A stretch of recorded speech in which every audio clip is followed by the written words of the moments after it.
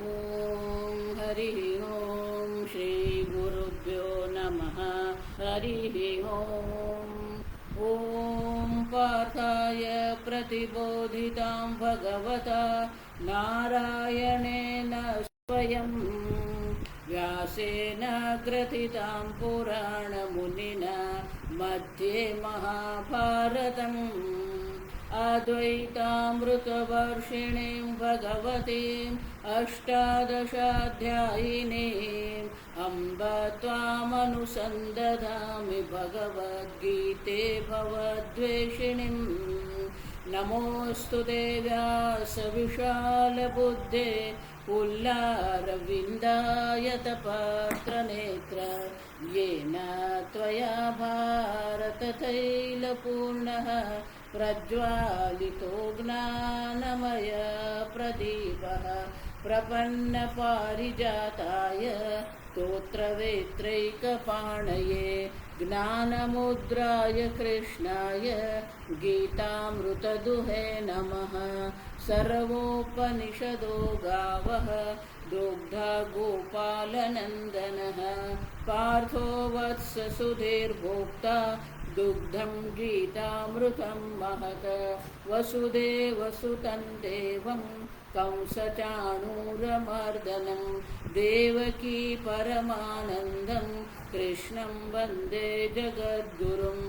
भीष्मद्रोण तथा जयद्रथजला गान्धारनीलोत्पला शल्यग्रहवती कृपेण वहनी कर्णेन वेलाकुला अश्वत्थामविकर्णघोरमकरा दुर्योधनावर्तिनी सोत्तीर्णा खलु पाण्डवैरणनदी कैवर्तकः केशवः। पाराशर्यवचः सरोजममलं गीतार्थगन्धोत्कटं नानाख्यानककेसरं हरिकथा सम्बोधनाबोधितम्।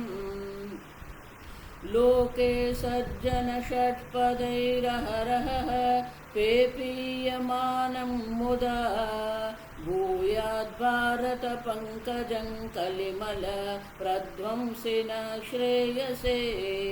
मूकं करोति वाचालं पङ्गुं लङ्घयते गिरिं यत्कृपातमहं वन्दे परमानन्दमाधवम्। यं ब्रह्मा वरुणेन्द्ररुद्रमरुतः स्तुन्वन्ति दिव्यैस्तवैः वेदैः साङ्गपदः क्रमोपनिषदैः गायन्ति यं सामगाः। ध्यानावस्थिततद्गतेन मनसा पश्यन्ति यं योगिनः यस्यान्तन्न विदुः सुरासुरगणाः देवाय तस्मै नमः। ॐ सहना भवतु सहनौ भुनक्तु सह वीर्यं करवावहै तेजस्विनावधीतमस्तु मा विद्विषावहै। ॐ शान्ति शान्ति शान्तिः। 12 अध्यायનો 13મો શ્લોક। अद्वेष्टा सर्वभूतानां मैत्रः करुण एव च निर्ममो निरहङ्कारः समदुःखसुखः क्षमे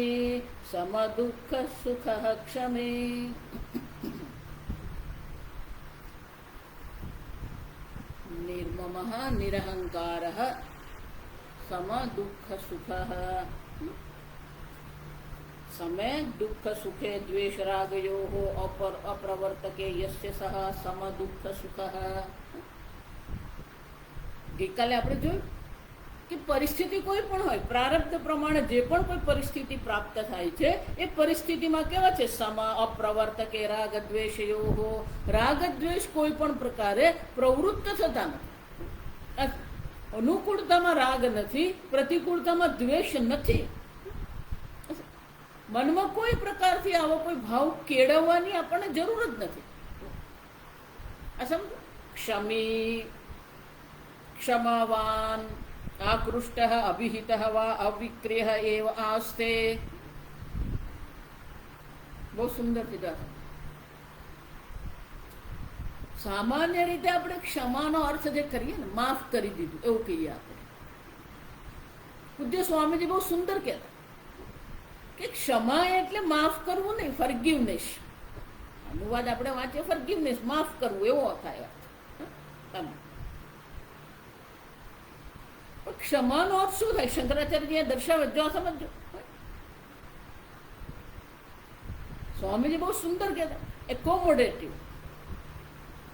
ક્ષમાનો અર્થ સ્વામીજી શું કરતા? એકોમોડેટિવ. એકોમોડેટિવ એટલે શું છે? સર્વનો કોઈ પણ પ્રકારના વિકાર કે અપેક્ષા વિના સર્વનો આપણે સ્વીકાર કરીએ.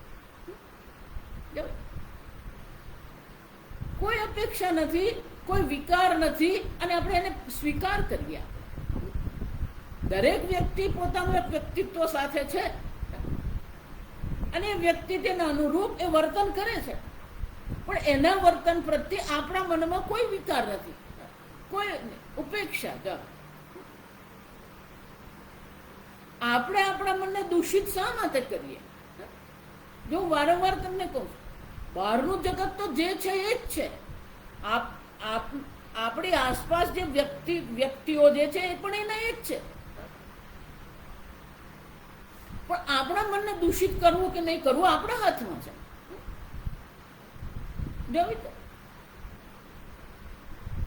સ્વામીજીને હંમેશા કે આપણે લોકો જે છે, ભારતના લોકો, બીજા મારા વિશે શું વિચારે ને એ આપણા માટે બહુ મહત્વનું. અને પેલા પાશ્ચાત્ય સંસ્કૃતિમાં તો બીજો શું વિચારે કે પડેલી જ નહીં મને. બંને એવું નથી. બીજો શું વિચારે એને આપણે શું કામ મહત્વ આપે? કોઈ તમારા વિશે શું વિચારે, જો એવું શા માટે આપણે વિચારવું? અને એના પ્રત્યે પછી આપણા મનમાં શું થાય? અપેક્ષાઓ હોય, વિકાર હોય, દ્વેષ હોય. અને એટલે શંકરાચાર્ય કહે છે અવિક્રિય, ક્ષમાવાન, અવિક્રિય. સમજો, ક્ષમાવાન એટલે કે એના મનમાં કોઈ પ્રકારનો વિકાર, કોઈ પ્રકારની અપેક્ષા કોઈ છે જ નહીં. નિર્વિક્રિય મન છે.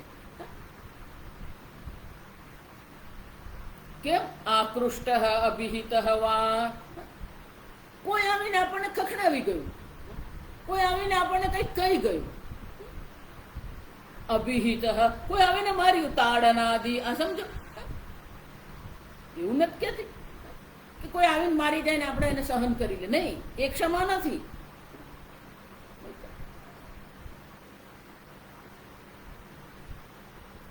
મનમાં વિકાર નથી. બહાર તો આપણે જે કરવાનું, આપણી રક્ષા કરવા માટે આપણે જે કરવાનું કરીએ, પણ માનસિક રીતે આપણા મનમાં કેવું છે? અવિક્રિય. એવું કહેવાય કે વિવેકાનંદજી જયારે અમેરિકા ગયા અને એમણે શિકાગોમાં જે ધર્મ સંસદમાં પ્રવચન કર્યું, પછી ઘણા બધા લોકો એમને બોલાવતા પ્રવચનમાં. તો એક વાર ત્યાં તો ક્રિશ્ચિયાનિટી, આ સમજો ખ્રિસ્તી ધર્મ, એટલે એક વાર એક બેન એમની પાસે જઈને કહ્યું કે અમારા ખ્રિસ્તી ધર્મમાં તો અમને એવું કહેવામાં આવ્યું છે કે કોઈ જમણા ગાલ પર લાફો મારે તો આપણે ડાબો ગાલ ધરી દેવો. તો કે તમારો ધર્મ શું કહે છે? વિવેકાનંદે બહુ સુંદર જવાબ આપ્યો કે મારો ધર્મ એ કહે છે કે પહેલો લાફો જ નહીં ખાવ, પછી પેલો બીજા લાફાનો પ્રશ્ન આવે ને, જો વિચાર. આપણે પહેલો લાફો ખાઈએ તો પછી પેલો બીજાનો પ્રશ્ન આવે ને. આપણું વર્તન જ એવું હોય, આપણો વ્યવહાર એવો હોય કે કોઈ આવીને આપણને આપણે લાફો મારે જ નહીં. એટલે પેલા બેન કે ના ના, પણ એવું નહીં. ધારો કે તમારું વર્તન તો સારું જ છે, તમે તો સારા જ છો, પણ છતાં પણ કોઈ આવીને મારે તો. એટલે વિવેકાનંદ બહુ સુંદર કે મારો ધર્મ એવું કહે છે કે હું એટલો શક્તિશાળી હોવો જોઈએ કે પેલો મને લાફો મારવા આવે તો એને અટકાવી શકું. એટલા માટે જ આપણે અખાડા છે, જો નિરંજન અખાડા, જૂના અખાડા, જો વિચાર શંકરાચાર્યજી 11 અખાડા આરંભ કર્યો તો કેમ કે આપણે પણ શક્તિશાળી હોઈએ. કોઈ આવીને કંઈક કરી જાય ને આપણે શું કરવાનું? ક્ષમા કરી જાઓ, તો કાયરતા છે. સમજો, ક્ષમાવાન અવિક્રી હે આસ્તે. માનસિક રીતે આપણા મનમાં કોઈ વિકાર નહીં. જો પેલી કથા છે ને, એક મહાત્મા યોગાસન કરે, પ્રાણાયામ કરે, ધ્યાન કરે, ભગવાનની ભક્તિ કરે અને જંગલમાં રહે, ઝૂંપડી બનાવી. દિવસના એક વાર એક ગામમાં આવે, 5 ઘરમાં એ ભિક્ષા માગે, જે પણ ભોજન મળે એ લઈને એને ભોજન કરી લેતા. જીવન અત્યંત સરળ, સ્વસ્થ, એટલે શરીર એમનું ખૂબ યુવાન, તેજસ્વી, સશક્ત શરીર. એ રોજ ગામમાં આવીને 5 ઘરમાં ભિક્ષા માગે અને ભિક્ષા લઈને જતા રહે. જ્યાં ગામમાં જ્યાં પ્રવેશ કરે ને ત્યાં એક લુહાર રહેતો હતો. આ લુહારનું કંઈક નસીબ એવું કે મહેનત ખૂબ કરે પણ કંઈક 5 પૈસા ભેગા કરવામાં તકલીફ પડે.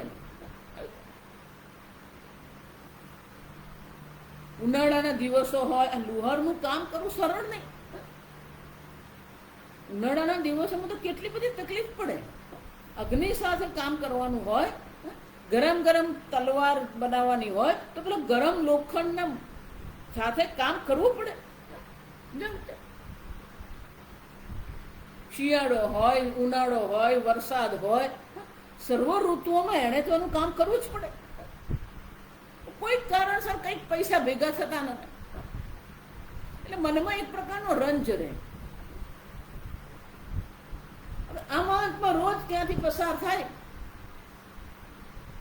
એ જુએ કે હું આટલી બધી મહેનત કરું છું અને આટલી મહેનત કર્યા પછી માંડ મારી પાસે 5 પૈસા ભેગા થાય છે, માંડ હું મારા પરિવારને શું છે સંપોષણ કરી શકું છું.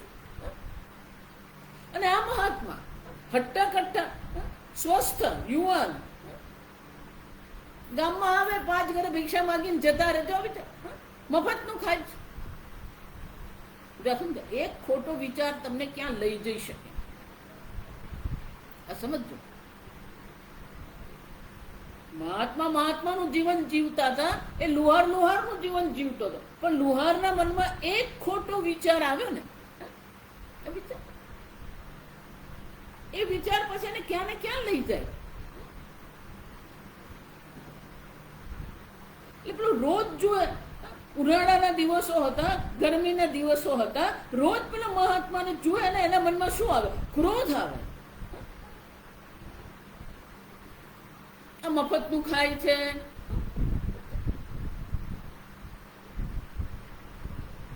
એક દિવસ કઈક કામ એ કરતો હતો લુહાર, અને તે દિવસે એને પેલો લોખંડનો ગરમ ગોળો બનાવ્યો હતો. લોખંડને પીગાડીને પેલો ગોળો બનાવ્યો ગરમ, અને એ દિવસે ઘરમાં કઈક ખટપટ થઈ જશે એટલે મગજ ઠેકાણે નહીં. એ જ વખતે પેલા મહાત્મા ત્યાંથી પસાર, એને પેલો ગોળો હાથમાં લીધો, મહાત્માને માર્યો.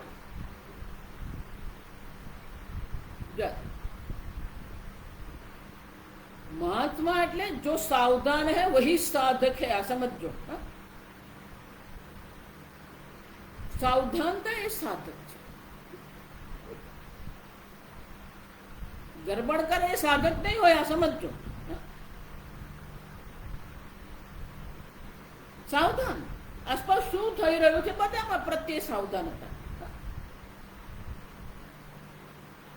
જેવો પેલા લુહારે ગોળો માર્યો ને, મહાત્મા તરત પાછળ ખસી ગયા, પેલો ગોળો આમ નીકળી ગયો.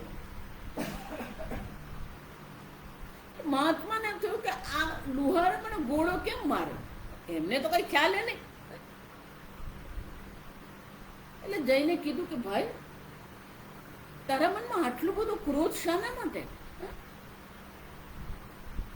તે મને ગોળો માર્યો, તારું હૃદય તો બળી જ રહ્યું છે ક્રોધથી.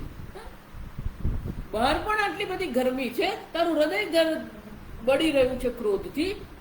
અને મને આ ગરમ ગોળો મારીને તારો હાથ પણ તે શું કર્યું? બાળી નાખ્યો. જો સમજો, હાથમાં દાજ્યો તું. પણ એના મનમાં જે પેલો ક્રોધ હતો ને, એટલે મહાત્માને ગમે તેમ સંભળાવી દીધું. આટલા હટ્ટા કટ્ટા છો, યુવાન છો, કઈ કામ કરો, મફતનું ખાવ, ઘણું બધું બોલી દીધું. પણ મહાત્મા સાંભળતા નહીં. મહાત્મા ત્યાંથી નીકળી, ભિક્ષા લીધી, પાછા ગયા. સાંજે જયારે લુહારે ઘરે ગયો, એને દિવસના પછી કામ કરવાની તકલીફ પડી, કારણ કે બધું દાઝેલો હતો. જો આવી છે, સાંજે વહેલો જતો રહ્યો ઘરે. ઘરે જઈને એની પત્નીને કીધું કે આ દાઝી ગયો છું, કંઈક કરતું, બહુ બળે છે. એટલે પેલી ઠંડા પાણી હાથ ધોયા, મલમ પટ્ટી કરી, પૂછ્યું કે આવું થયું કેવી રીતે? આટલો બધો હાથ તમારો દાઝી કેવી રીતે ગયો? પણ એ દરમિયાનમાં એનું મન થોડું શાંત થઈ ગયું. એટલે શાંત મન જયારે થયું એનું, ત્યારે એને કીધું કે આજે તો બહુ મોટી ગરબડ છે. કેમ? તો કે પેલા એક સાધુ નથી કે ભિક્ષા માંગવા આવે છે? તો કે હા, 2 દિવસ પર આપણે ત્યાંથી ભિક્ષા લઈ ગયા. તો કે એના પ્રત્યે મારા મનમાં ઈર્ષ્યા જાગી, મને એના પ્રત્યે ક્રોધ આવ્યો. અને ક્રોધમાં મેં પેલો ગરમ ગોળો ઉચકીને નાખ્યો એના પર, પણ એ બચી ગયા, ખસી ગયા. અને પછી મારી પાસે આવ્યા તો એમને મેં કઈ કેટલું કહી દીધું. પત્ની કે આવું બધું તમારે કરવાની શું જરૂર? જેને જે કરવું એ કરે. જો સમજ, તમે જે હંમેશા દરેક વ્યક્તિને તમે એક સ્વતંત્રતા આપો. એ વ્યક્તિ જેવી છે એવી એને સ્વતંત્રતા આપો. આ ક્ષમા એને જ કહેવાય, એકોમોડેશન. હા, એને કંઈક એનામાં કંઈક પરિવર્તનની આવશ્યકતા છે, અને તમે એના ગુરુ છો, તમે એના વડીલ છો, તો મને કઈ માતા પિતા છો, તમે કહી શકો. બાકી બીજા બધા કંઈક આવીને કહેવાની જરૂર નથી. એટલે પેલા લુહારના મનમાં પછી શું થયું? પશ્ચાતાપ થયો કે મારે આવું કરવું જોઈતું નતું. આ તો બિલકુલ નિરુપદ્રવી માણસ છે, એની રીતે એનું જીવન જીવે છે, અને લોકો એને ભિક્ષા આપે. મારા ઘરેથી, એમને તો ખબર નહીં કે એમના ઘરેથી ભિક્ષા લે. જો એટલે એમણે વિચાર કે 2 રોટલી લઈ જાય, એમાં આપણે શું? એટલા માટે બીજે દિવસે જયારે ગયો, તેની પત્ની સવારે કીધું, એટલે મહાત્મા મળે ને તેમની પાસે ક્ષમા માંગજો. લુહારને પણ બહુ ખરાબ લાગે અંદરથી. એટલે મહાત્મા આવ્યા, એટલે દોડ્યો અને દોડીને એમના પગ પકડીને કે મહાત્મા ક્ષમા કરો, ક્ષમા કરો, બહુ મોટી ભૂલ કરી દીધી કાલે મેં, મને ક્ષમા કરો. મહાત્મા કે ભાઈ, હું તને કેવી રીતે ક્ષમા કરું? હું ક્ષમા કરવા વાળો કોણ? તો કે નહીં, એવું નહીં બોલો તમે, મારાથી આટલું મોટું પાપ થઈ ગયું, તમે આ મોટા મહાત્મા છો, કે હું તને ક્ષમા કેવી રીતે કરું?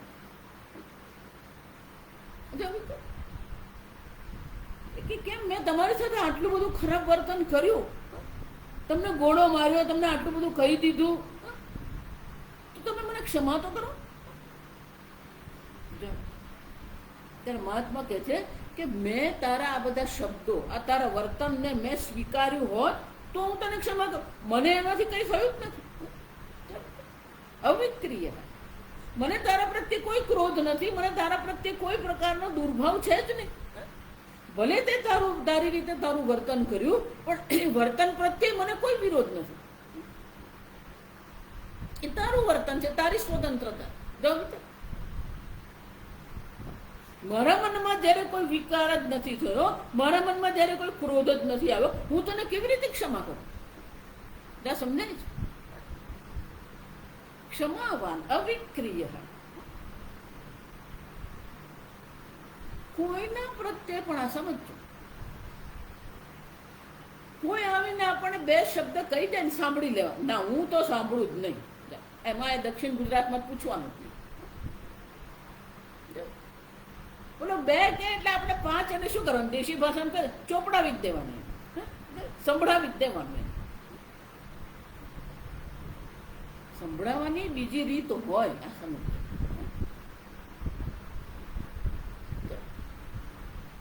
મૌનમ સર્વાર્થ સાધકમ.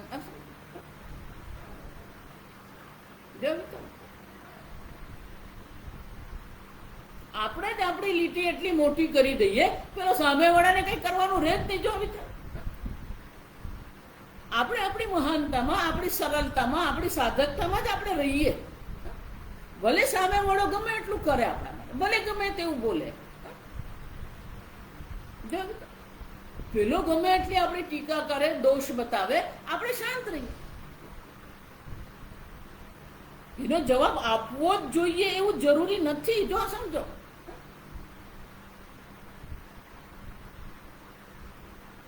ક્ષમા, જેને જે વિચારવું, સ્વામીજી હંમેશા જેને જે વિચારવું વિચારવા દો, જેને જે કહેવું હોય કહેવા દો. એના અભિપ્રાયો છે, એના વિચારો છે. We don't need to buy others' opinion. We don't need to buy others' thoughts.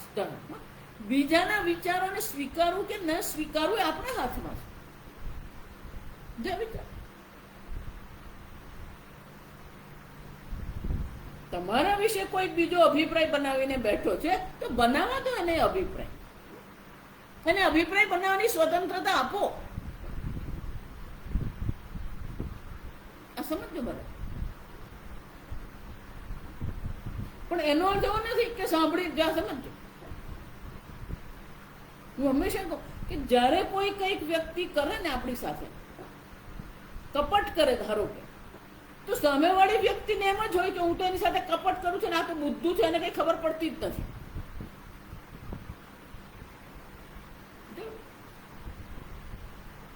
પણ તે જ સમયે આપણે કોઈ પ્રકારનો વિકાર, આપણે કોઈ પ્રકારની પ્રતિક્રિયા, પ્રત્યાઘાત ન આપીએ.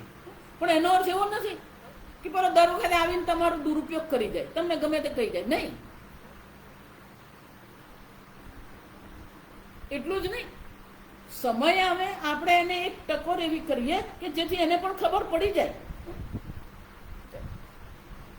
કે તે જે મારી સાથે કપટ કર્યું એ મને ખબર છે. એને કહેવા માટે આપણે સમય, યોગ્ય સમયની રાહ જોવી પડે.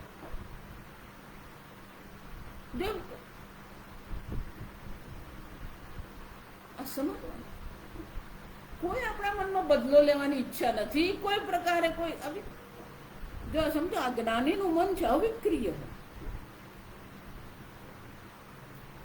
સુખ દુઃખમાં અનુકૂળતા પ્રતિકૂળતામાં તો છે જ, પણ અન્યના દુર્વ્યવહાર પ્રત્યે પણ એના મનમાં કોઈ દુર્ભાવ નથી. અવિક્રિય. ક્ષમાવાન એટલે અવિક્રિય. સમજો,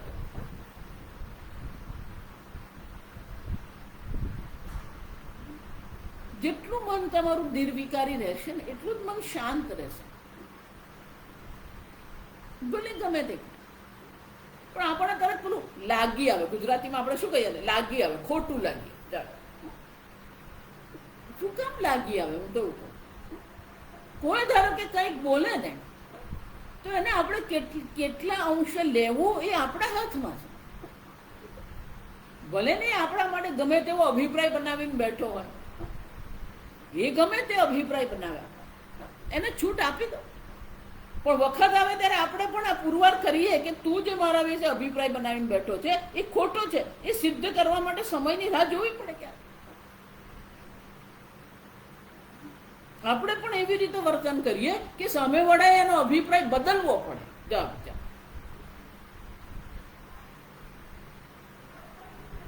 એને માટે વિરોધની જરૂર નથી, પ્રતિક્રિયાની જરૂર નથી. વેરથી ન શમે. વેર કરવાથી પેલો સામે વાળો કરે, એની સામે આપણે કરીએ તો એ કોઈ ઉપાય નથી. ક્ષમી. ભગવાન રામના મનમાં પણ રાવણ પ્રત્યે કોઈ વિકાર નહોતો. એટલા માટે જયારે રાવણનું શરીર પડ્યું ત્યારે શ્રી રામ ભગવાને સ્વયં લક્ષ્મણને કીધું, જા લક્ષ્મણ, રાવણ પંડિત છે, એનો ઉપદેશનું શ્રવણ કર તું જા. પણ લક્ષ્મણ ગયો, રાવણને પ્રણામ કર્યા, પણ રાવણ કઈ બોલ્યો જ નહીં. જા સમય લક્ષ્મણ ત્યાં બેસી રહ્યો, પણ રાવણ કશું બોલ્યા નહીં. એટલે લક્ષ્મણ પાછા કે હું તો ત્યાં ગયો, પણ એમણે તો કઈ કશું કહ્યું જ નહીં મને. રામ ભગવાન બહુ સરસ ચરણ સ્પર્શ કરે, મસ્તક પાસે ગયો, ચરણ સ્પર્શ કરે.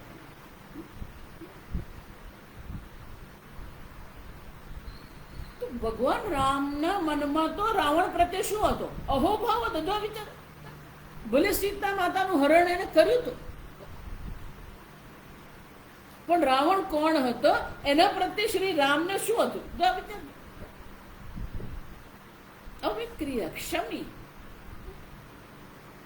જો આ જેટલા જ્ઞાની માટે સહજ ગુણો જે છે એ બધા આપણે કેળવવા. કોઈ પણ વ્યક્તિ આ પ્રકારથી જ્યારે કરે ને, આકૃષ્ટ, એટલે કોઈ ગમે તેવું બોલે આપણી સામે, ગમે તેવા અપશબ્દ બોલે, તમે કોઈ પ્રકારે કોઈ જો વિચારજો, કોઈ પ્રકારે તમે પ્રતિક્રિયા આપો જ નહીં, પ્રત્યાઘાત આપો જ નહીં. એમ તે બોલવું એ બોલો, કેટલો વખત બોલશે?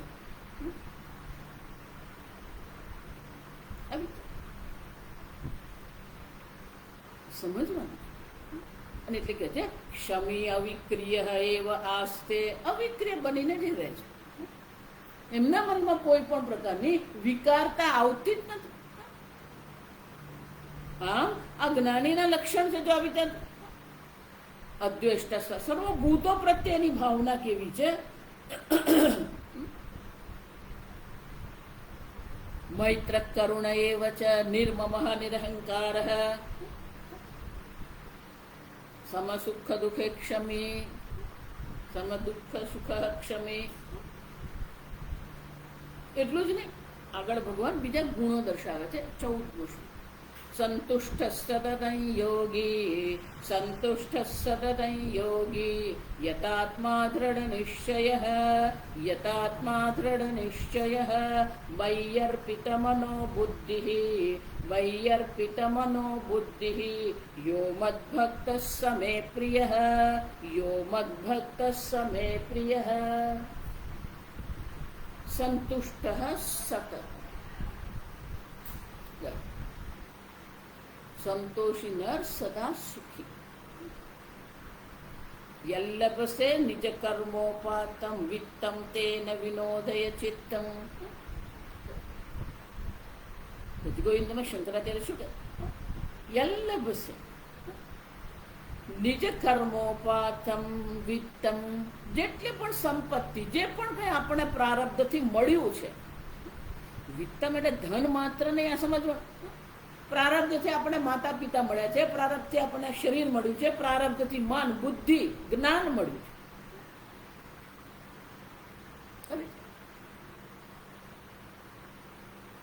વિત્તમ તેન વિનોદય, એનાથી જ આપણા મનને આપણે પ્રસન્ન રાખીએ.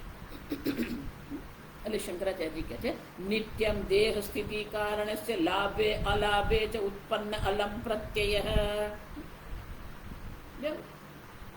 સંતુષ્ટ, અલમ પ્રત્યય,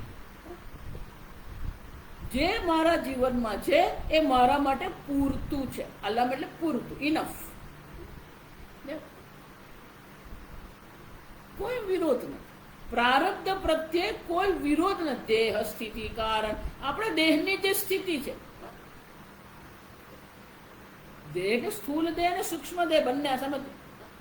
લાભે અલાભે છે, કોઈક લાભ પણ થયો, ક્યારેક અલાભ પણ થાય છે, છતાં પણ મનમાં શું છે? અલમ બુદ્ધિ છે. તથા ગુણવત લાભે વિપર્યયે સંતુષ્ટ સતતમ.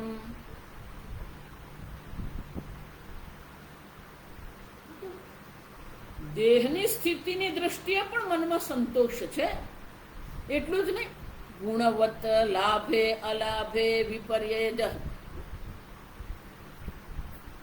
ગુણવત, કોઈક વિશેષ વસ્તુની, જગતની કોઈક વિશેષ વસ્તુની ગુણવત, સારી કોઈક વસ્તુની આપણે પ્રાપ્તિ થાય અથવા કોઈક સારી વસ્તુ આપણે ગુમાવીએ. જળ લાભે વિપર્યય, લાભથી વિપર્યય અલાભ. જળ સંતુષ્ટ સતતમ. કઈ વસ્તુ આપણને પ્રાપ્ત થશે, કઈ વસ્તુ આપણને નહીં પ્રાપ્ત થાય, કેવા પ્રકારની વસ્તુ આપણને પ્રાપ્ત થાય, આપણું પ્રારબ્ધ નક્કી કરે. જો કોઈક સારી વસ્તુ આપણને પ્રાપ્ત થઈ પણ જાય, કોઈક સારી વસ્તુ આપણે ગુમાવીએ પણ ખરા. તો પ્રાપ્ત થાય કે ગુમાવીએ, એમાં પણ આપણું મન કેવું છે? સંતુષ્ટ સતતમ.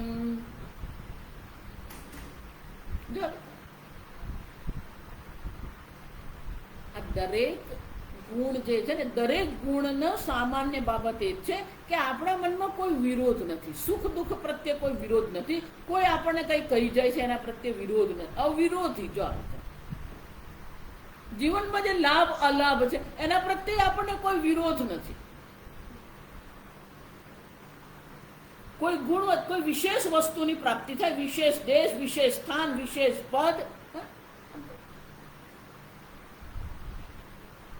ઘણી બધી વસ્તુ આપણે સારી પ્રાપ્ત થઈ શકે, કદાચ ન પણ થાય, અથવા તો સારી વસ્તુ જે આપણને પ્રાપ્ત થઈ છે એમાં કંઈક નુકસાન થઈ જાય.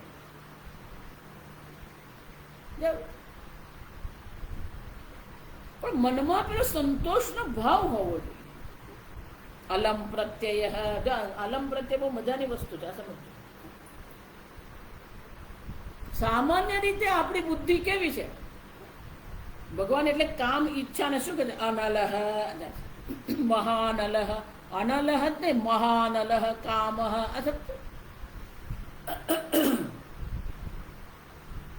અનલહ અગ્નિ.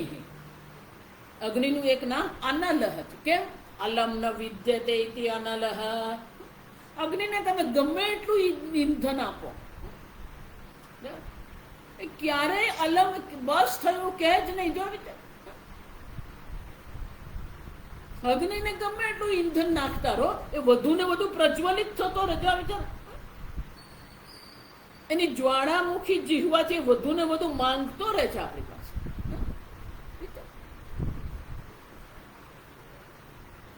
અલમ ને વિદ્યા, આ ઈચ્છા છે. ઈચ્છા પણ એવી જ છે. જો ન જાતું કામ કામાનામ ઉપભોગે ને શામ્યતા. ઈચ્છા કેવી છે? ગમે એટલો ઉપભોગ કરો, એ ક્યારેય એને બસ થયું તો કહેવાની જ નથી ઈચ્છા આપણને. વર્ધતે ભૂય એવ. સતત એ વધતી જ રહે છે આ કામના. કૃષ્ણ વર્તમૈવ. અગ્નિ સમાન. અગ્નિ કેવો છે? કૃષ્ણ વર્તમાં. કેવા સુંદર શબ્દો છે. વર્તમાં એટલે માર્ગ, કૃષ્ણ એટલે કાળો, જેનો માર્ગ કાળો છે. અગ્નિ જ્યાંથી પણ પસાર થાય ને બધું શું કરતો જાય? કાળો બનાવતો જાય. કૃષ્ણ વર્તમાં. જેમ અગ્નિ ક્યારેય સંતોષ નથી પામતો, એમાં કામ પણ કેવો છે? ગમે એટલો તમે કામનાની પૂર્તિ કરો, ગમે એટલી ઈચ્છાની પૂર્તિ કરો, એ ક્યારેય બસ કહે જ નહીં. અલમ એટલે બસ.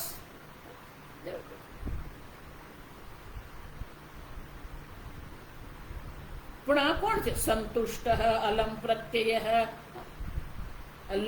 અલમ પ્રત્યય વિદ્યતે યસ્મિન ઇતિ અલમ પ્રત્યય. જેના મનમાં અલમ પ્રત્યય છે, સંતોષ છે.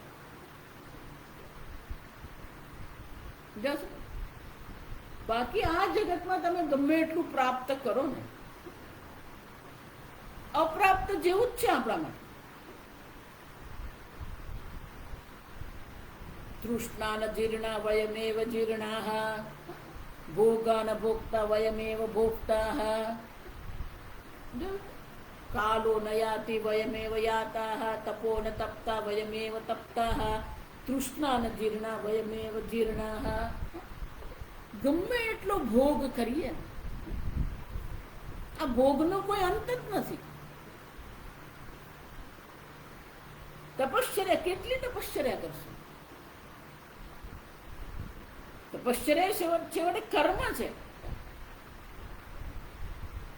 કાળ અનંત કાળ છે. અનંત કાળમાં તમારો કાળ કેટલો, એમાં પછી આપણે કહીએ હું તો સમય પસાર કરું છું, ટાઈમ પાસ. ભર્તૃહરિ કે તું સમયને પસાર નથી કરતો, સમય તને પસાર કરી રહ્યો છે. અને એટલા માટે આપણા જીવનો સંતોષ હોવો જોઈએ. પ્રારબ્ધથી જે પ્રાપ્ત છે ને એમાં પહેલો સંતોષ આપણે લાવવો છે. જે કરવા યોગ્ય છે એ તો આપણે કરવાનું જ છે, પણ જે પરિસ્થિતિ આપણી સામે આવે એમાં આપણે યોગ્ય પ્રતિભાવ આપીએ. આપણે પરિસ્થિતિને ભાગીને આપણે કેટલા ભાગીશું?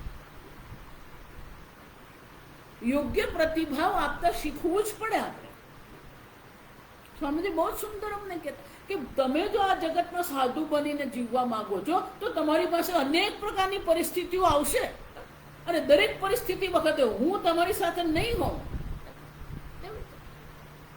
તમારે યોગ્ય નિર્ણય યોગ્ય સમયે લેવો જ પડે, યોગ્ય પ્રતિભાવ આપતા શીખવું જ પડે. સંતોષ યોગી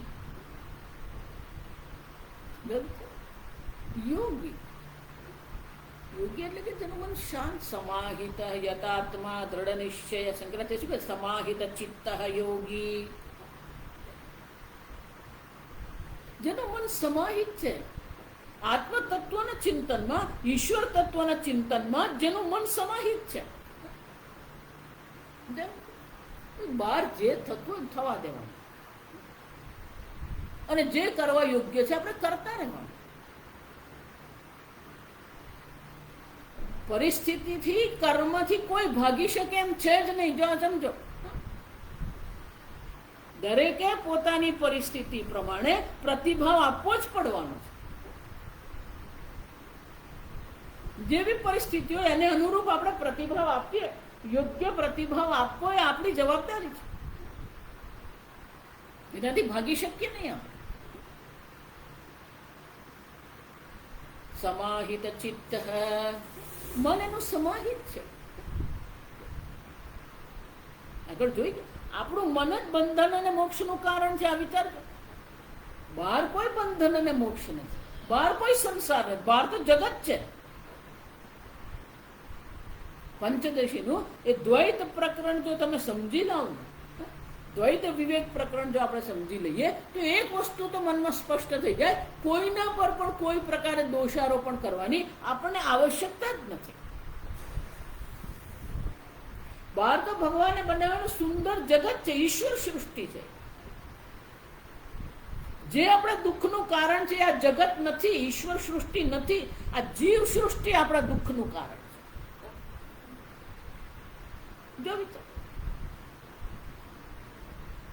આપણું જ મન આપણા દુઃખનું કારણ. એટલે જ છઠ્ઠા અધ્યાયમાં ભગવાન આપણને કહી ગયા, ઉદ્ધરેદાત્માના આત્માન. તારે જ અર્જુન તારો ઉદ્ધાર કરવો પડશે, કોઈ કરી શકે એમ નથી. આ સમજો, ભગવાને નહીં કરી શકે. ભલે ભગવાન અહીંયા કહી ગયા આપણે સમુદ્ધરતા, હું એનો સમુદ્ધરતાનો ઉદ્ધારક બનું છું, પણ ક્યારે બને છે ભગવાન? જ્યારે આપણે એક વ્યક્તિત્વ છે, યેતુ સર્વાણી કર્માણી મયી સન્યસ્ય મત્પરાહ અનન્યનેવ યોગેન મામ ધ્યાયન્ત ઉપાસતે તેષામ. વિચાર, જેણે સંપૂર્ણ જીવન ઈશ્વરને સમર્પિત કરી દીધું છે, સર્વ કર્મનો જેણે ત્યાગ સંન્યાસ કરી દીધો, જેનું જીવન મતપર ઈશ્વર પરાયણ છે, અનન્ય યોગથી જે ઈશ્વરનું ધ્યાન કરે છે, ઉપાસના કરે છે, એને માટે ભગવાન ઉદ્ધારક બને. બાકી તમે જો માનતા કે બે માળા કરું ભગવાન આવીને મને દર્શન આપે નહીં. પ્રયત્ન આપણો છે. જો વિચાર,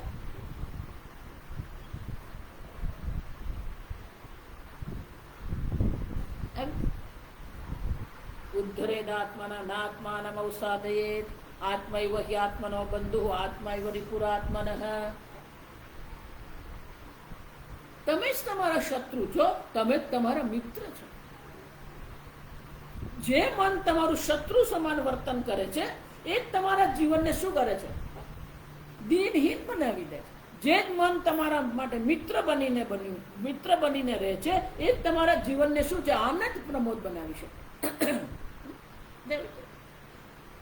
અને એટલા માટે યોગી સમાહિત ચિત્ત, જેનું ચિત્ત સમાહિત છે, આત્મ તત્વમાં સમાહિત છે, પરમાત્મા તત્વમાં સમાહિત થયેલું મન છે. યતાત્મા, મેં કહ્યું પ્રયત્ન આપણો જ છે. સંયત સ્વભાવ,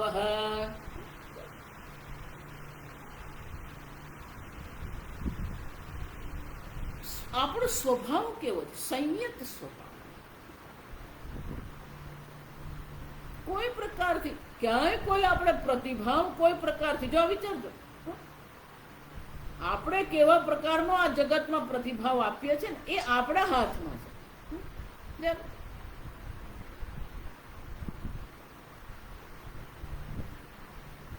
સંયત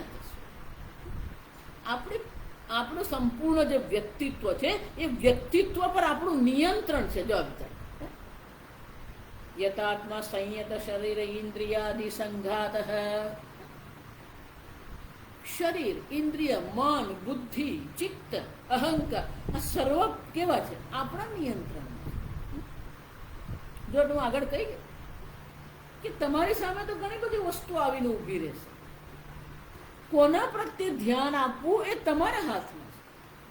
મનમાં અનેક પ્રકારના વિચારો ઉઠતા રહે છે, પણ કયા વિચારને મહત્વ આપવું, કયા વિચારને મહત્વ ના આપવું, આપણા હાથમાં છે. હવે સમાહિત ચિત્ત યથાત્મા, પણ આ બધું કેવી રીતે થયું? જો વિચાર, સંતુષ્ટ સતતમ યોગી યથાત્મા. યોગી કેમ બને? યથાત્મા છે. પણ યથાત્મા કેવી રીતે બને? દ્રઢ નિશ્ચય અને હેતુ મત ભાવ વિશેષણ. એક વિશેષણ બીજા માટે કારણ બને. સંતુષ્ટ સતતમ, સદા સર્વદા સંતુષ્ટ છે. કેમ? એનું કારણ શું છે? યોગી સમાહિત ચિત્ત. સમાહિત ચિત્ત કેમ છે? યથાત્મા. સંપૂર્ણ સ્થૂલ સૂક્ષ્મ શરીરની જે ઉપાધિ છે, ઉપાધિ પર એનું પોતાનું પ્રભુત્વ છે, અને એટલા માટે યોગી છે. યોગી શબ્દ સતતમ સંતુષ્ટ માટે કારણ છે, યથાત્મા યોગી માટે કારણ છે. દ્રઢ નિશ્ચય, દ્રઢ નિશ્ચય છે, કોનું કારણ છે? યથાત્માનું કારણ. એનો અર્થ શું થયું? દ્રઢ નિશ્ચય, સ્થિર નિશ્ચય અધ્યાવસાય, યસ્ય આત્મતત્વ વિષય સહ દ્રઢ નિશ્ચય. જગતમાં એક જ વિષય પ્રત્યે આપણે દ્રઢ નિશ્ચય કરી શકીએ, અન્ય કોઈ પણ પ્રત્યે. એટલે શંકરાચાર્ય આત્મતત્વ વિષય. કેમ? બાકીના જગતની જેટલી પણ વસ્તુ છે, એના વિશે આપણે ક્યારેય કોઈ નિશ્ચય નહીં કરી શકીએ. એટલે આપણે જોયું, જેને આપણે અત્યારે અનુકૂળ કહીએ છીએ, એ જ વસ્તુ કાલે પ્રતિકૂળ બની જાય. જેને આપણે અત્યારે પ્રતિકૂળ કહીએ છીએ, એ જ કાલે અનુકૂળ બની જાય. એનો શું થાય? જગત પ્રત્યે આપણે જે નિશ્ચય કરે છે, એ આપણો દ્રઢ નિશ્ચય બની શકે એમ છે જ નહીં. કે જગત જ જયારે બદલાઈ ગયું, તો આપણો નિશ્ચય પણ આપણે શું કરવો પડે? બદલવાનો જ છે. એક આત્મ તત્વ છે જેના પ્રત્યે આપણા મનમાં દ્રઢ નિશ્ચય સંભવ છે.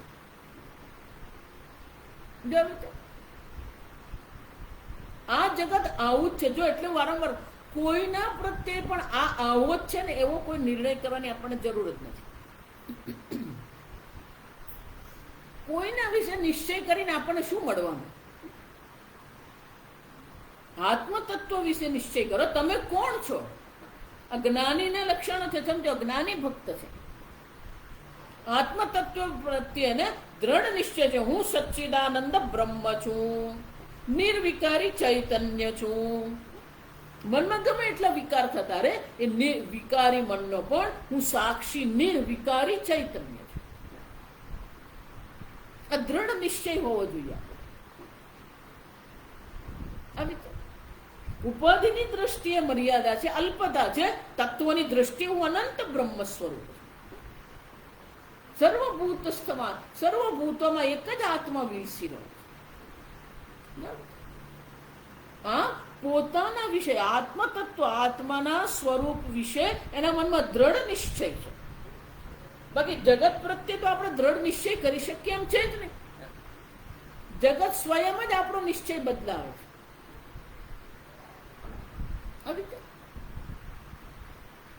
કારણ કે આ જગત જે છે ને, જગતની કોઈ પણ વસ્તુ તમે લો, એના અનેક ગુણધર્મ છે. એ ગુણધર્મ ક્યારેક તમારા માટે અનુકૂળ હોય, કેટલાક ગુણધર્મ અનુકૂળ હોય, કેટલાક ગુણધર્મ અનુકૂળ ન પણ હોય. જો અને એટલા માટે આ આવું જ છે. જો એટલે હું વારંવાર તમને કહું, ભગવાનનો 15મા અધ્યાયનો શ્લોક બહુ સુંદર છે. ન રૂપમસ્ય તથા એવ ઉપલભ્યતે તથા એવ. આ આવું જ છે. એવો નિર્ણય આપણે દ્રઢ નિશ્ચય કરી શકીએ એમ છે જ ને. કારણ કે સ્વયં વિકારી છે, સ્વયં પરિવર્તનશીલ છે. એટલું જ નહીં, આપણું જ્ઞાન અલ્પ છે. આપણું જ્ઞાન જ જયારે અલ્પ હોય તો અન્ય વિષયનો જે નિશ્ચય છે એ પણ આપણો કેવો હોવાનો? અલ્પતા એમાં આવવાની જ છે, મર્યાદા એમાં આવવાની જ છે. કોઈ પણ વ્યક્તિ વિશે જયારે આપણે આપણો અભિપ્રાય બનાવીએ, એ આપણા પોતાની દ્રષ્ટિએ છે, અન્યની દ્રષ્ટિએ કદાચ કંઈક અલગ જ હોય. અને એટલા માટે શંકરાચાર્યજી કહે છે, અન્ય વિષયો પ્રત્યે કોઈ દ્રઢ નિશ્ચયની આપણને આવશ્યકતા નથી. આત્મતત્વ વિષયે છે દ્રઢ નિશ્ચય. તમે કોણ છો, તમારું સ્વરૂપ શું છે, એના પ્રત્યે તમારા મનમાં દ્રઢ નિશ્ચય હોવો. અને એટલે કે છે, આ જ્ઞાની ભક્ત એ છે જેના મનમાં આત્મતત્વ પ્રત્યે દ્રઢ નિશ્ચય છે. હું સચ્ચિદાનંદ પૂર્ણ બ્રહ્મ સ્વરૂપ છું. એટલું જ નહીં, અભેદ બુદ્ધિ છે. જો ઈશ્વરને અન્ય માનતા જ નથી.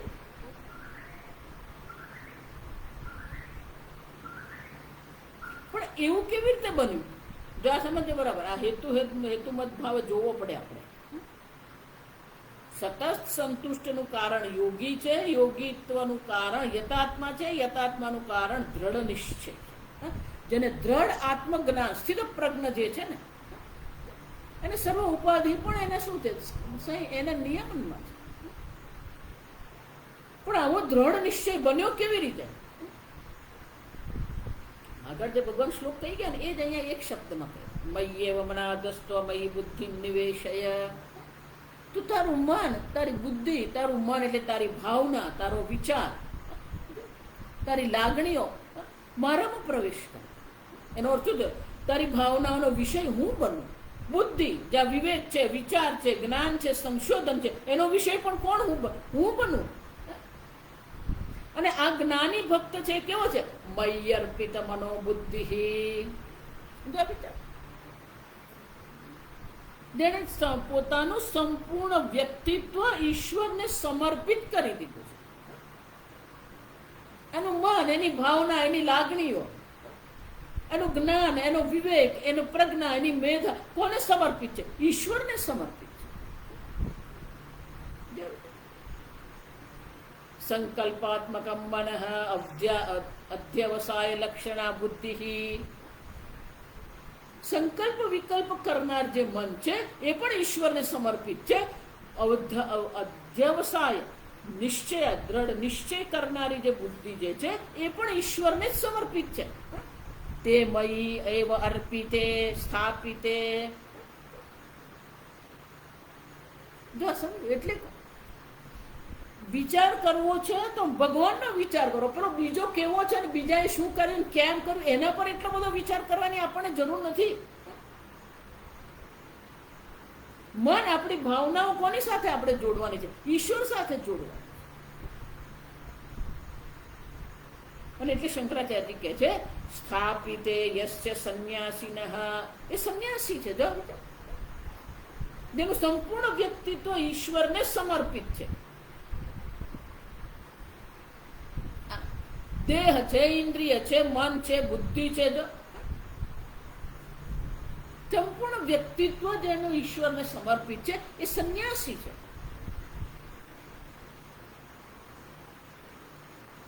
એટલે મને મુંડક ઉપનિષદમાં કહે છે અન્ય વાચા વિમુંચત, અન્યના દોષ ગુણનું ચિંતન કરવાનું છોડી દો. અન્યની ચર્ચા કરવાનું છોડી દો. કે ભાગવતનો આરંભ પણ ત્યાંથી જ છે, આ સમજજો.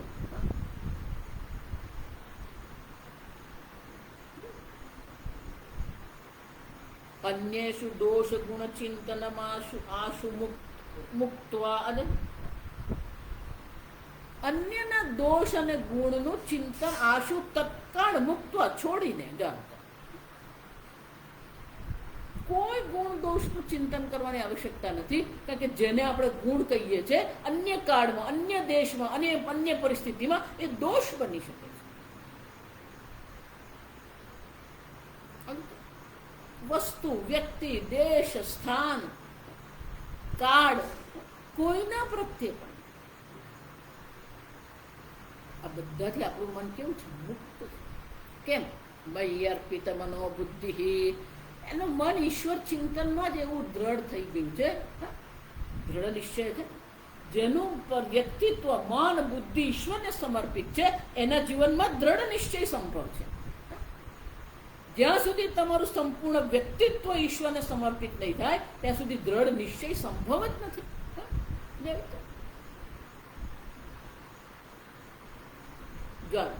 આમ ભગવાને બધા ગુણ જે દર્શાવ્યા, એ ગુણ દર્શાવ્યા પછી ભગવાન બહુ સુંદર કહી રહ્યા છે. અદ્વેષ્ટા સર્વભૂતાનામ મૈત્રઃ કરુણઃ નિર્મમઃ નિરહંકારઃ સમદુઃખ સુખઃ ક્ષમી. 7 થયા. જો સંતુષ્ટ સતતમ 8, યોગી 9, યતાત્મા 10, દૃઢ નિશ્ચય 11, મય્યર્પિત મનોબુદ્ધિ 12. આવા 12 ગુણો વાળો જે જ્ઞાની ભક્ત છે, મદ્ભક્ત સમે પ્રિય. અર્જુન, આવો મારો જે ભક્ત જે છે એ મને પ્રિય છે. ઈદૃશ મદ્ભક્ત સમે પ્રિય. આવા પ્રકારનો જે ભક્ત, આવા 12 ગુણો વાળો જે ભક્ત જે છે એ મને પ્રિય છે. તમે ભગવાનને પ્રેમ કરો ને, એ આરંભ છે. આ સમજો. તમે ભગવાનની ભક્તિ કરો, તમે ભગવાનને પ્રેમ કરો,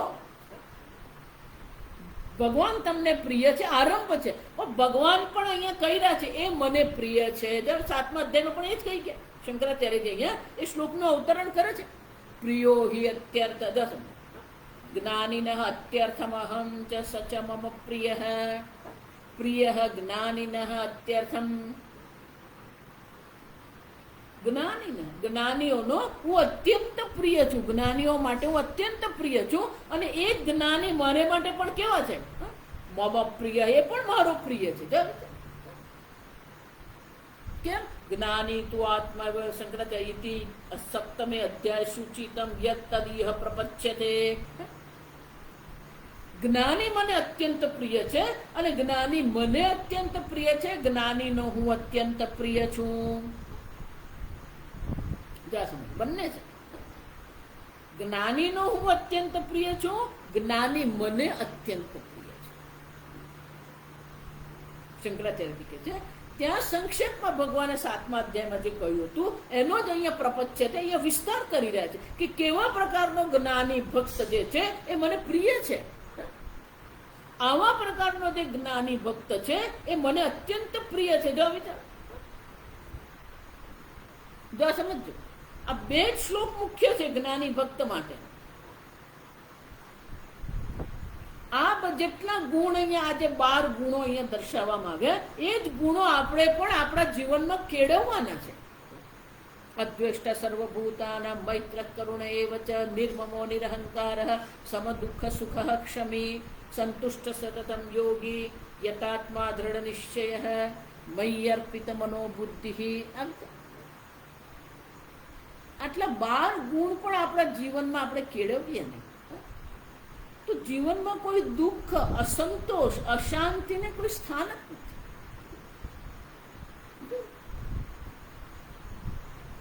સતત ઈશ્વરના સાનિધ્યની અનુભૂતિ છે આપણને. ઈશ્વર છે, ઈશ્વર આપણી સાથે જ છે. આત્મ સ્વરૂપે ઈશ્વર. જો ઈશ્વરના સાનિધ્ય માત્રથી આપણને શાંતિની અનુભૂતિ થતી હોય તો એ જ ઈશ્વરને આત્મ સ્વરૂપે જે ઓળખી રહ્યો છે એ તો કેવો છે? જો વિચાર. અસંભવ. અને એટલે ભગવાન એ કહે છે યહ મત, આવો જે મારો ભક્ત જે છે, ઈદૃશ, ઈદૃશ મદભક્ત, આવો જે મારો ભક્ત છે એ અર્જુન, એ મને પ્રિય છે. એનો અર્થ શું થયો? આપણે જો ભગવાનના પ્રિય બનવું હોય તો આ બધા ગુણ આપણે કેળવવા. ના રે, મને તો ક્રોધ આવે એટલે આવે જ, હું નહીં કરું, હું આવું કામ નહીં કરું, નહીં કરું.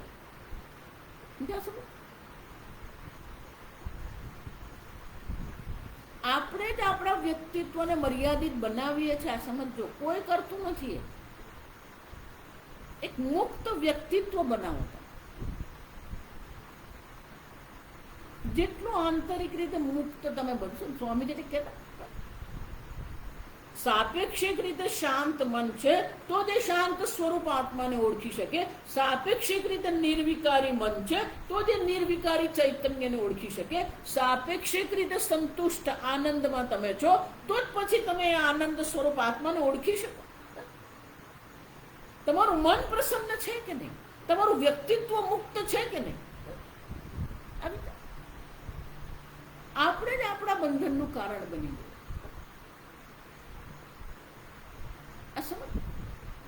આપણા જ અયોગ્ય નિર્ણય આપણા બંધનનું કારણ બને છે. આપણા જ અયોગ્ય વિચારો આપણા બંધનનું કારણ બને છે. જો આ જ વસ્તુ ભગવાન ભગવદ્ ગીતાનું જે પ્રતિજ્ઞા વાક્ય છે ને એમાં આ જ વસ્તુ કીધી છે. આ સમજો. ભગવદ્ ગીતાનું પ્રતિજ્ઞા વાક્ય શું છે? પંડિતા ન અનુશોચન. પંડિતા, જેના યોગ્ય વિચાર જેના જીવનમાં છે, ન શોચન. શંકરાચાર્યજી ત્યાં બહુ સુંદર કે છે, જે પંડિત છે, પંડા આત્મવિષયા બુદ્ધિ યસ્ય સહ પંડિત, આત્મવિષય જેને પોતાનો નિર્ણય કરી લીધો છે એને ક્યારેય દુઃખનું કોઈ કારણ નથી. ન શોચન. એટલે શંકરાચાર્ય ધીરે રહીને કે અર્જુનને ભગવાન આ કહી રહ્યા છે, અશોચાનન્વ શોચસ્ત્વમ. અર્જુન, જે શોક કરવા યોગ્ય નથી એને માટે તું શોક કરી રહ્યો છે. અને વાણી તો તારી કેવી છે? પ્રજ્ઞાવાદંશવા ભાષ છે. તારી વાણી, તારી ભાષા તો શું છે? તારી વાણીમાં આ પ્રજ્ઞાવાન પંડિતાઈ પ્રગટ થઈ રહી છે. પણ પંડિત કોણ છે? ગતાસુ ન ગતાસુંશ્ય નાનુશોચંતિ પંડિતા.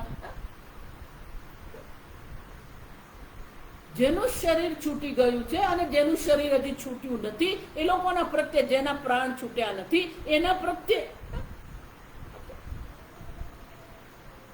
જગતમાં તમને શું મળ્યું ને શું ગુમાવ્યું એના પ્રત્યે જ્ઞાનીને કોઈ શોક ન અનુશોચાય. એના પાછળ અનુશોચન એટલે કે એની પાછળ કોઈ શોક નથી કરતો.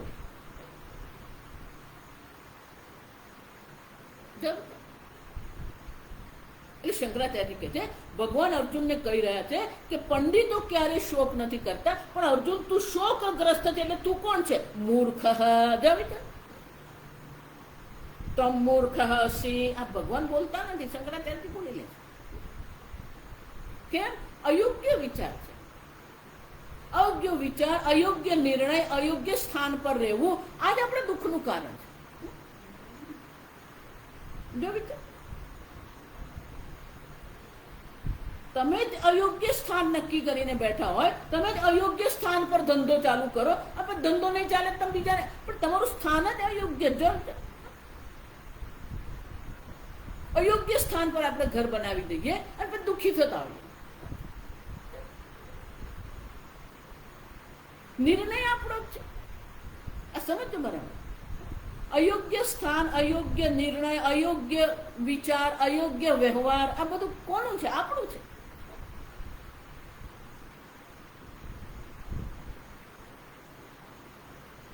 પ્રસન્ન ચિત્ત રાખવું એ આપણી જવાબદારી છે. રક્ષ રક્ષ કોશાનામપી કોશ હૃદયમ, સર્વ ખજાનાનો પણ જે ખજાનો તમારું હૃદય છે એની રક્ષા કરો. કેમ? યસ્મિન સુરક્ષિતે સર્વમ સુરક્ષિતમ સ્યાત.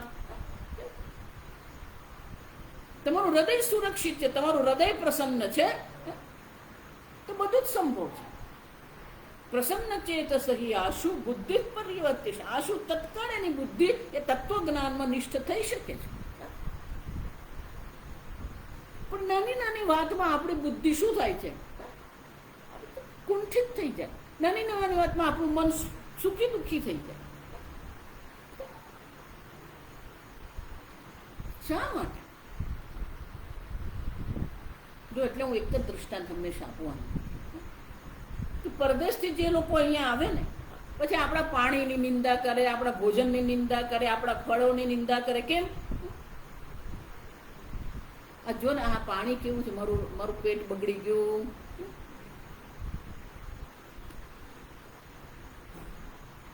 પાણીને કારણે એનું પેટ નથી બગડ્યું. જો વિચાર, એની પ્રતિકાર શક્તિ જેટલી દુર્બળ છે કે પાણી પણ એને આવું કરી શકે. જો વિચાર, આપણે પેલો વૃક્ષ પરથી જમરૂક તોડીને ખાઈએ ને તોય આપણે કઈ થાય નહીં, અને પેલો ધોઈને ખાતો હોય તોય દુઃખી થાય. એનો અર્થ શું થયો? ભારતીય લોકોની પ્રતિકાર શક્તિ એટલી સબળ છે, દ્રઢ છે કે કઈ નથી થતું. એ લોકોની પ્રતિકાર, શરીરની પ્રતિકાર શક્તિ જેટલી નિર્બળ છે, દુર્બળ છે કે આ બધા શું કરી શકે? એમને દુઃખી કરી શકે. એ જ પ્રકારે આપણું મન જો દુર્બળ છે તો આ સંપૂર્ણ જગત આપણને શું કરી? દુઃખી કરવાનું જ છે. આત્મબલમ હિ બલમ. આ સમજો. મેઘ સમાન જલ નહીં, આપ સમાન બળ નહીં. એટલા માટે યમરાજા પણ શું કહી ગયા? નાયમાત્મા બલહીન લભ્ય. બળ ત્યારે પણ પહેલવાનનું બળની વાત નથી કરતા યમરાજા.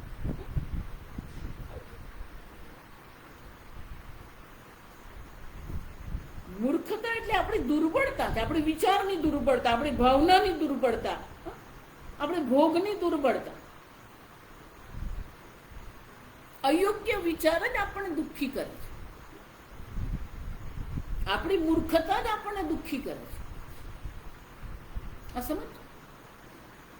અને એટલે ભગવાન એ કહે છે, એ જ્ઞાની આ ભક્ત જે છે એ મારો પ્રિય છે. કારણ કે એને મને આત્મ સ્વરૂપે ઓળખી લીધો છે. પણ આત્મ સ્વરૂપે ઈશ્વરને ઓળખવું હોય તો આપણું વ્યક્તિત્વ પણ કેવું હોવું જોઈએ? આ 12 ગુણો દ્વારા ભગવાન આપણને દર્શાવે છે કે જે સહજ ગુણ છે જ્ઞાની ભક્ત માટે, એ બધા ગુણ આપણે કેળવીએ તો આપણે પણ શું છે? ભગવાનના પ્રિય બની શકીએ. અત્યંત પ્રિય ભગવાનનો એ જ્ઞાની ભક્ત છે, એમ આપણે પણ એવા બની શકીએ. પણ એને માટે આપણા મનમાં એવો દ્રઢ નિશ્ચય હોવો જોઈએ, એ પરમાત્મા પ્રત્યે શરણાગતિની ભાવના હોવી જોઈએ, કોઈ વિરોધ નહીં. હું તો હંમેશા કહું કે તમે ખાલી કલ્પના જ કરો ને કે આપણા મનમાં કોઈના પ્રત્યે કોઈ વિરોધ નથી. એ મન કેવું શાંત હોય. ઈશ્વર પ્રત્યે આપણા મનમાં કોઈ વિરોધ નથી અને સતત ઈશ્વરના સાનિધ્યની અનુભૂતિ છે, તો એ મન કેવું શાંત છે, કેવું મુક્ત છે. ખાલી કલ્પના તો કરો કે કેવું મુક્ત મન છે, કેવું શાંત મન છે. સ્વામીજી કે આવા જે લોકો છે ને એને માટે આ જગત તો શું બની જાય? બોનસ બની જાય. જગતમાં અનુકૂળતા પ્રતિકૂળતા પણ એના આનંદનો વિષય બની જાય. He can enjoy anything. Swamiji એવું કે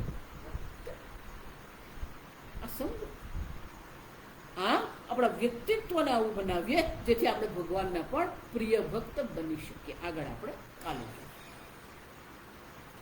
ઓમ સ્વસ્તિ પ્રજાભ્યઃ પરિપાલયન્તામ ન્યાયેન માર્ગેણ મહિમ મહિષાઃ ગોબ્રાહ્મણેભ્યઃ શુભમસ્તુ નિત્યં लोका समस्ता सुखिनो भवन्तु काले वर्षतु पर्जन्यः पृथिवी सस्यशालिनी देशोऽयं क्षोभरहितः ब्राह्मणाः सन्तु निर्भयाः ॐ सर्वेषां स्वस्तिर्भवतु सर्वेषां शान्तिर्भवतु सर्वेषां पूर्णं भवतु सर्वेषां मङ्गलं भवतु सर्वे भवन्तु सुखिनः सर्वे सन्तु निरामयाः सर्वे भद्राणि पश्यन्तु मा कश्चित् दुःखभाग् भवेत् असतो मा सद्गमय तमसो मा ज्योतिर्गमय मृत्योर्मा अमृतङ्गमय